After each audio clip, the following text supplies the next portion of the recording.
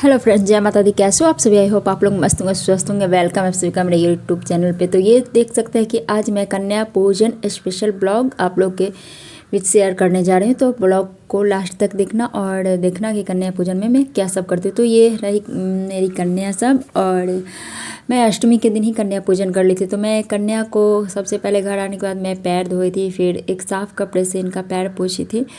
तो उनका वीडियोज मैं नहीं कर पाई। फिर सब सारे कन्याओं को मैं बैठाई और अभी से सभी कन्याओं का मैं पैर रंग रही हूँ। वो रंग से जो होता है तो ये बहुत शुभ माना जाता है। तो सबसे पहले मैं पैर को रंगूंगी इनका। और ये देख सकते हैं कि 8 ही कन्याएँ पूरा हुई थी और एक भैरव बाबा है जो कि मेरा भतीजा ही है। वो थोड़ा काफ़ी नटखट भी है। तो मेरा 8 ही कन्या हुई थी और एक कन्या को मैं मंदिर में ही पूजन करूँ। मंदिर में तो कितने कन्या थे, मैं ऐसे इस बार नवरात्रि मंदिर में ही की थी। मंदिर में बहुत ही अच्छा भी लगा था, बहुत मज़ा भी आया था। तो मंदिर में रात को नवमी के दिन, मतलब नवमी के दिन किसी भी ये फिक्स नहीं था कि कब हवन होगा। तो मैं अष्टमी को ही कन्या पूजन कर ले थी। तो अष्टमी के दिन ही 8 कन्या को बुलाई थी। मैं 9 कन्या को ऐसे बुलाती, बट 8 ही कन्या मेरी पूरा हुई, तो 8 कन्या को ही बुलाई। और सबसे पहले ये देख सकते हैं कि अभी मैं पैर ही कलर कर रही हूँ। ये 8 कन्या का बारी बारी से करना तो थोड़ा सा टाइम लग ही जाता है। तो आप लोग ब्लॉग में बने रहिएगा। और ये देख सकते हैं कि पैर कलर कर देने के बाद अब सभी कन्याओं का मैं अच्छे से विधि उपचार से मैं पूजन कर रही हूँ। तो गंगा जल सभी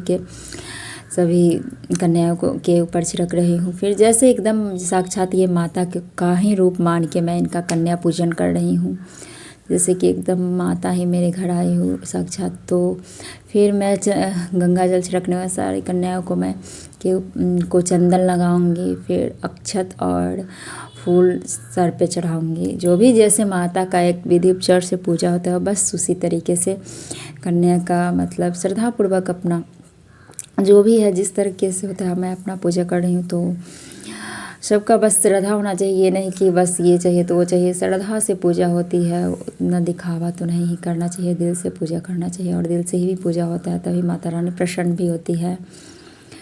तभी तो मैं कन्या को एक दिन पहले इनवाइट की थी, सारे कन्या को खाना पिलाने के लिए, बट पूरा ही गया मेरा सारा कन्या पूरा हो ही गई। बस एक कन्या कमी थी, तो वो भी मैं वो मंदिर में पूरा कर ही ली थी। तो मेरे 8 कन्याएँ पूरा हो ही गई थी। और ये देख सकते हैं कि बारी बारी से मैं सभी ही कन्याओं का भी पूजन ही कर रही। फिर ये सब हो जाने के बाद फिर लास्ट बारी बारी से मैं सारा कुछ करूँ। तो आप लोग ब्लॉग में ज़रूर बने ही रहिएगा। और मैं तो नवरात्रि करती हूँ, तो मैं आप सभी को यही कहूँगी, आप सभी जो भी फ्रेंड्स हैं सभी, माता रानी मेरी भी मन्नत को पूरा करें और आप सभी का भी मन्नत ज़रूर पूरा करेंगे। माता रानी पे विश्वास रखें। माता रानी में बहुत ही ज़्यादा शक्ति है, इतना तो मानती हूँ मैं, बहुत ही शक्ति है इनमें। इनके शक्ति के बिना कुछ नहीं हो सकता। तो इनके शक्ति से ही मैं 9 दिन का पाठ पूरा और बहुत ही अच्छे तरीके से हो गया था मेरा। मंदिर में मैं पहली बार की थी, तो मैं यही सोच रही थी कि मंदिर का नवरात्रि ना जाने कैसे होगा। ऐसे तो घर पे आराम से कर लेते थे, लेकिन घर से भी कहीं ज़्यादा अच्छा तरीके से मेरा नवरात्रि का पूजन मंदिर में संपन्न हुआ, बहुत ही अच्छा, जो कि माता रानी का ही दया था और कृपा था मेरे ऊपर। और ये रहा लास्ट में भैरव बाबा, तो भैरव बाबा का ही कर दे। उसके बाद मैं सभी कन्याओं को धूप बत्ती दिखाती हूँ। फिर धूप बत्ती दिखाने के बाद आरती दिखाती हूँ। जैसे कि मेरे घर पूरा एकदम 8 कन्याएँ एकदम माँ दुर्गा के रूप में है, तो मैं वैसे ही एकदम माँ और मानना भी चाहिए कि एकदम साक्षात माँ दुर्गा आ गई है अपने अपने सभी रूपों में। तो मैं वही मान के ही पूजा करती हूँ और माता रानी को मानती भी हूँ बहुत। मैं माँ दुर्गा पे बहुत विश्वास करती हूँ। मुझे माँ दुर्गा और नवरात्रि में पूजा करना बहुत ही पसंद है, दिल से मैं पूजा करती हूँ। मतलब फास्टिंग में, ऐसे तो फास्टिंग में रहो तो एक दिन में ही हालत ख़राब होता है, बट ये 2 दिन का मैं 7वीं तक तो मैं कुछ खाती हूँ, बट अष्टमी नवमी को नमक भी मैं नहीं बिल्कुल नहीं खाती हूँ और पूरा फास्टिंग पे ही थी। फिर भी इतना शक्ति था, मतलब पूरा थोड़ा भी नहीं लग रहा था कि किसी भी तरीके का मैं फास्टिंग हूँ, क्योंकि माता रानी का कृपा था मेरे ऊपर। और ये देख सकते हैं फाइनली मैं अब आरती, सभी माताओं को आरती दिखा रही हूँ। तो बारी बारी से सभी कन्याओं को मैं आरती भी दिखाऊंगी। जो भी जितने हैं 8 कन्या हैं और एक भैरव बाबा है। तो भैरव बाबा ना हो तो कन्या पूजन तो अधूरा ही माना जाता है, क्योंकि वैष्णो देवी में भी तो जब हम लोग जाते हैं वैष्णो देवी माँ दर्शन के बाद तो भैरव बाबा का मंदिर जाना भी काफ़ी ज़रूरत है, क्योंकि अगर जो नहीं जाता है भैरव बाबा के मंदिर में तो वो यात्रा सफल नहीं माना जाता है। तो भैरव बाबा का कन्या पूजन में भी बहुत ही उसी तरीके से ही ज़रूरत होता है। तो वैसे भैरव बाबा का भी पूजन होना ही चाहिए कन्या पूजन के साथ।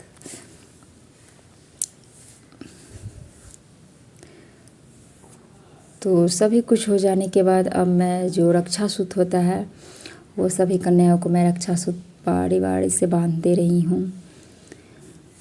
पूरा विधि उपचार से मैं पूजा करती हूँ, जो भी होता है मैं पूरा विधि उपचार से ही पूजा करती हूँ। तो ये बारी बारी से देख सकते हैं कि ये छोटी छोटी कितनी प्यारी प्यारी सी कन्याएं हैं ना, बहुत ही क्यूट भी लग रही थी ये सब। तो सारे कन्या को मैं रक्षासूत्र भी बांध दी हूँ। अब सबको आ गई खाना देने की बारी। तो ये देख सकते हैं कि मैं पत्तल सर्व कर दी हूँ और इसके बाद सभी को पानी सर्व कर रही हूँ। और खाने में जो माता रानी का जो मेन भोग होता है कचौड़ी हलवा और चना, तो मैं बस वही खिलाई थी। तो सारे कन्याओं को बहुत पसंद भी आया था खाना और बहुत अच्छे तरीके से ये सब खाई थी, बहुत अच्छे से सब पूरा पेट भर भर के खाई थी। सबको खाना बहुत पसंद आया था। तो ये देख सकते हैं आप लोग। अब मैं सबको चना दे रही हूँ, कचौड़ी हलवा सभी के पत्तल पे मिल गया है, अब चना की बारी आ गई। तो मेन प्रसाद तो माता रानी का सबसे मेन तो ये होता है। वैष्णो देवी भी आप लोग जाते होंगे तो कचौड़ी हलवा और ये चना माता रानी का सबसे मेन प्रसाद है ना। तो ये देखिए कि सभी को मैं अब चना परोस रही हूँ और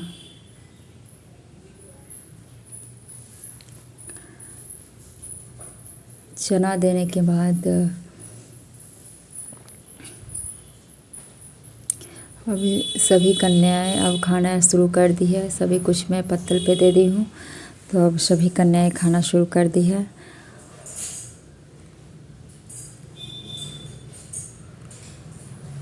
और सब काफ़ी खुश है, पर्शन भी ले रही है हलवा का थोड़ा ज़्यादा। बच्चे का तो मीठा जानते हैं, तो हलवा का थोड़ा ज़्यादा डिमांड है। फिर लास्ट में कचौड़ी भी, मतलब बहुत बहुत अच्छा खाना पसंद है सबको।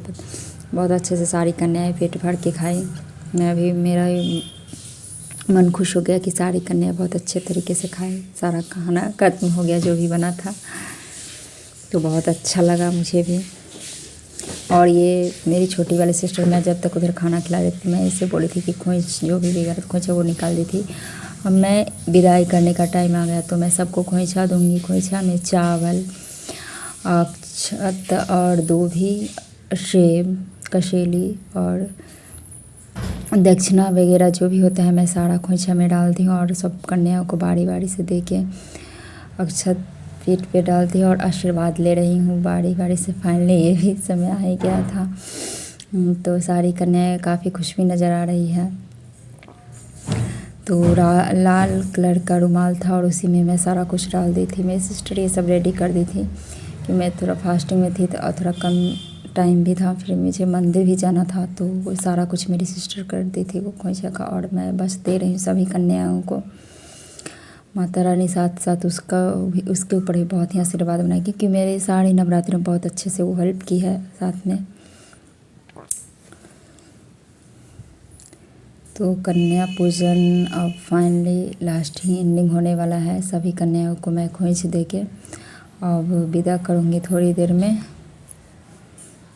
ये देखिए कितना अच्छे तरीके से आशीर्वाद दे रही है कन्याएं सब। बहुत अच्छा लग रहा था इन लोगों से आशीर्वाद लेने में।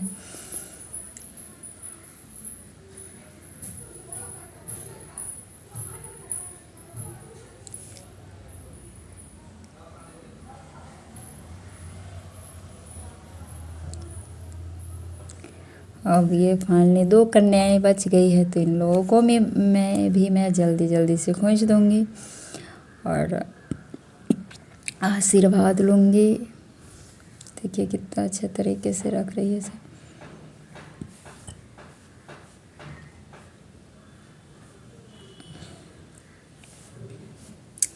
तो मैं सारे कन्याओं को खोइचा भी दे दी हूँ और सबसे आशीर्वाद भी ले ली हूँ। ये देखते हैं नवरात्र। और ये फाइनली आ गया भैरव बाबा की बारी, तो इनसे आशीर्वाद नहीं दे तो पूरे पूजा ही अधूरा होता। तो मैं फाइनली इन्हें भी दे दी थी खोइचा और इनसे भी आशीर्वाद ले ही लिया थे, इनसे भी आशीर्वाद ले ली। और नवरात्रि को कन्या पूजन ना हो तो वो तो अधूरा ही रह जाता है। तो मैं कन्या पूजन तो हर बार करती हूँ, बस मजबूरी, बस पिछले बार नहीं कर पाई थी। और ये रहे मेरे पति देव जी, तो लास्ट में ये भी सभी कन्याएं से आशीर्वाद ले रहे हैं। इनके से मैं भी हूँ, माता का पैर छूना बार बार, वो भी अच्छा ही है ना, सब बहुत आगे की बात होती है। तो फाइनली सारे का सब कुछ हो गया। अब ये सब फाइनली घर में आशीर्वाद के लिए बोल रही है, पूरे घर में आशीर्वाद बनाने के लिए मैं बोल रही, तो सब आशीर्वाद बनाए रखने के लिए आशीर्वाद दे रही है। और मैं भी काफ़ी खुश हूँ, सारी कन्याएं सब भी काफ़ी सबके और बहुत अच्छा लगा कन्या करके, बहुत अच्छा, मन को बहुत शांति भी मिला। तो सब चल लेंगे अब अपने अपने घर। तो मैं इन्हें नीचे तक छोड़ने जाती हूँ। ये देखते हैं बारी बारी से पहाड़ ले गया।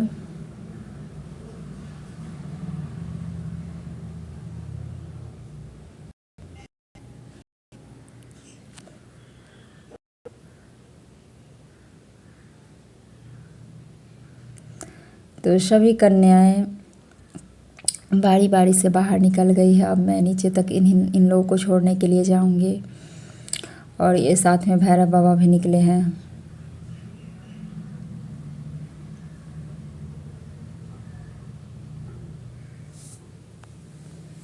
मैं इन सबको नीचे तक पूरा छोड़ देती हूँ।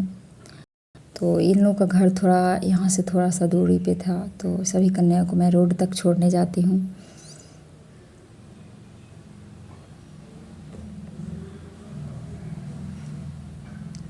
देखिए फाइनली मैं सभी कन्याओं को छोड़ दी हूँ, सभी अपने घर की तरफ निकल पड़े हैं और मैं और मेरे पति देव जी अब